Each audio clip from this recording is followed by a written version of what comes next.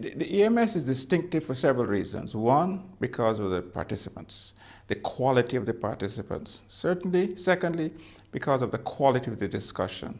And thirdly, because the symposia address issues that are really of importance in terms of human welfare. I come from the health sector, but I come from the health sector from different points of view. But right now, my concern is both with education as well as the health sector.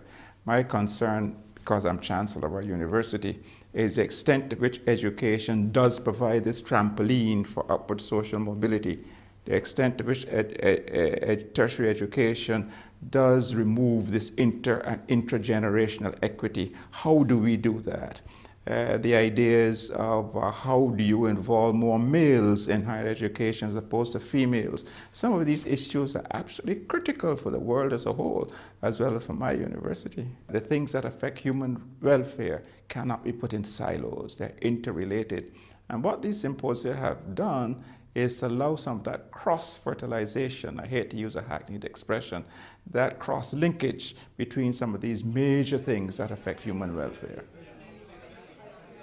It is very difficult to attribute cause and effect from the symposia to what has happened, but I'd be confident they have influenced thinking in that part of the world and of the world as a whole. They have influenced thinking in the areas on which the symposia touch. In health, for example, no doubt about it, they influence the thinking in health. I'm sure this one will influence the thinking in terms of tertiary education.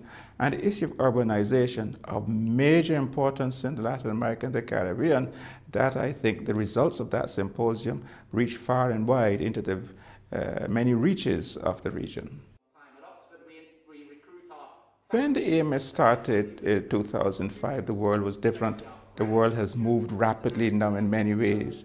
And I think the symposia are even more important now than when they started. So I would see some continuity in thinking in the symposia, around the symposia, about these critical issues. It would be almost losing some of the impact for the first three if these symposia were allowed to lapse.